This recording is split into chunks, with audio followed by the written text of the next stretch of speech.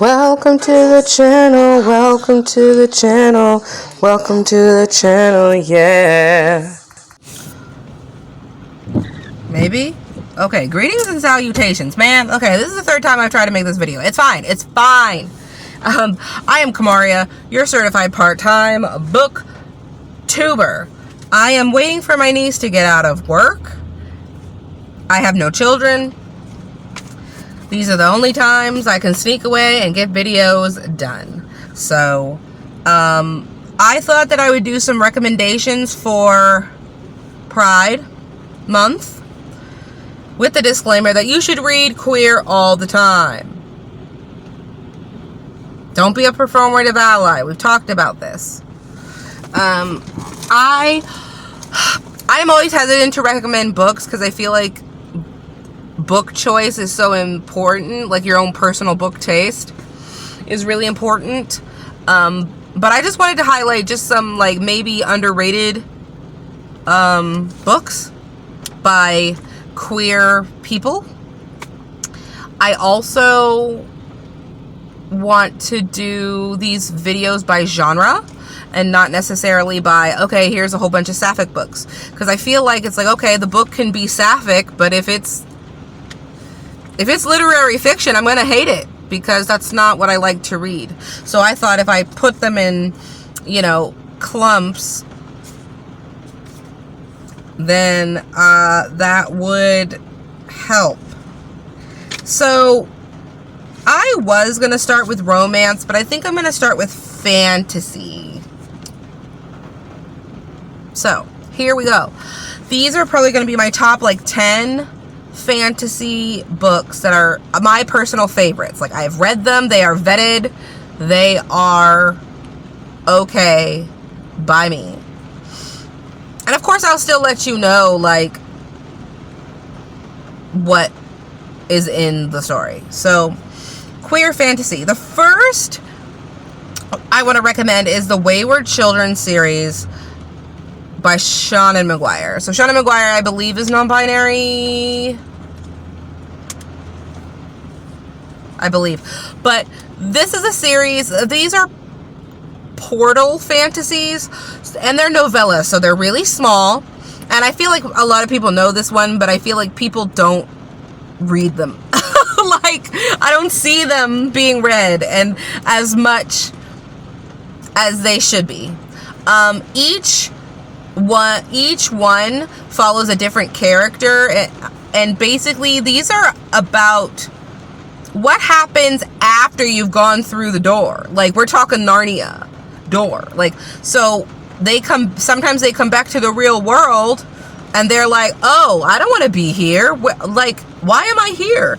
And so they get sent to this school to reintegrate into life, the real world, or bide their time until they can figure out a way back to the fantasy world that they fell into. There's so much representation. I would be here for 20 minutes. There's mental health, there's trans, there's gay, lesbian, mental health, limb difference. There's one book that follows a girl who was born without a developed hand on one side. They're short, but they're punchy, they're emotional, and they will get you to care about these characters without a lot of chunkiness. So they have all of the world building that you get from a high fantasy, but in a very short time.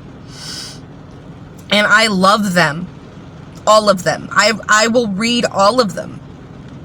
I mean, some of them are hit or miss. They're not all 5 stars, but they're really, really special and unique, and they're great. Another queer fantasy that I like, and these are in no particular order, but anyway. So the next one, A Spell for Heartsickness. It's by Alistair Reeves. This one is a mail from Kindle Unlimited. But it was just really nice. It's about a witch, a male witch, wizard, I don't know. Basically, they have to like go through magic school, and they get their callings of like, and they have to get like assigned to do like a work internship. It's kind of like Kiki's Delivery Service. Once they get to a certain level, they have to go to another town, be successful, sell something, and figure out their powers, like how they're going to use their powers for their community. And it's just very special. He gets to this town, and there are secrets, there's weird stuff, there's a prophecy involving him, and he has to like figure out what's going on in this town, while also he is cursed and dying. So he also has to figure out, okay, how do I stop myself from dying? How do I stop this curse in like this town? And then he has a couple of people he could fall in love with, and it's just nice. It's a good fantasy. The magic system's really cool. There are a couple twists and turns. There's a ghost sidekick. What more could you want? I mean, okay, trigger warning, there is some like partner abuse. He gets into a bad relationship and he can't get out. But there is a happy ending, so there is like a romantic subplot as well. But lots of world building, lots of magic. Very, very nice. Let's see. The next one that I really, really, really love is called Alatso, and it's actually, or Alatso.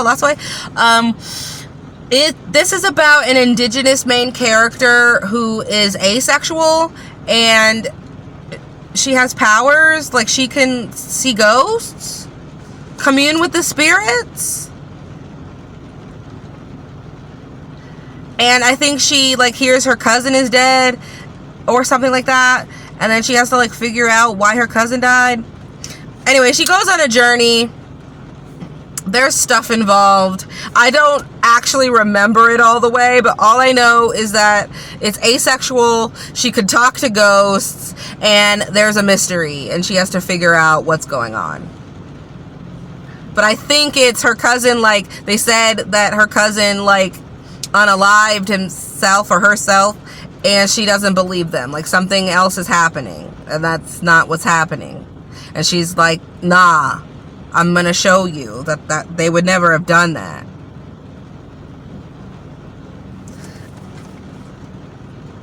Go check it out. Indigenous queer voices, two-spirit voices are important. It's so much. Even more than the regular queer stuff. Read Marginalized. Anyway. I recently read a couple in March, I would say, a book called Under the Dragon Moon. It's like Howl's Moving Castle if you made it gay. But there's found family. One of the main characters is trans and autistic. There's magic involving tattoos. You find out that the main character is like an exiled prince, fairy prince. There are all these like magical creatures. There's a lot of just like kind of info dumpy stuff thrown at you, and the main character is kind of like a magical PI, and he gets hired by this like golden retriever ADHD bisexual guy to find his niece's dragon egg, and of course they fall in love. But there's a sentient house, like Encanto, like it talks to sort of the main character, it communicates with the main character, and it's lovely. I actually like took my time with that book because I wanted it to last longer. Like I wanted it to be longer. It was so good. And I think there's a second one coming out, and I'm so jazzed. I also really like Iron Widow. Iron Widow is, I think, going to be a part of a trilogy. But it has lots of polyamory, lots of like female rage, lots of politics. It's like Gundam Wing or Pacific Ring. Make it Asian with a lot of female rage and polyamory. It's great. And there's magic, sort of. Another one of my favorites is Cursebound and Faybound. It's about fairies, sapphic fairies, and elves. What more do you want? It's elves, magic, fairies. There's a sister bond. What were we talking about? Cursebound, Faybound, all those. But yeah, so there's, I mean, it does have like kind of politics. It's one of the main characters is a soldier. She gets exiled for not following orders, and then stumbles across fairies, which everybody thought had like died out, and realized that they're magical creatures that they have been using for magic, had like souls and stuff. It's actually really interesting. The magic system's great. Like she uses a drum to use her magic, and she goes and hangs out with the fairies, and they teach her a different way to do magic, and her sister's chilling with her, and she can see prophecies and stuff, and she finds a different way to use her magic.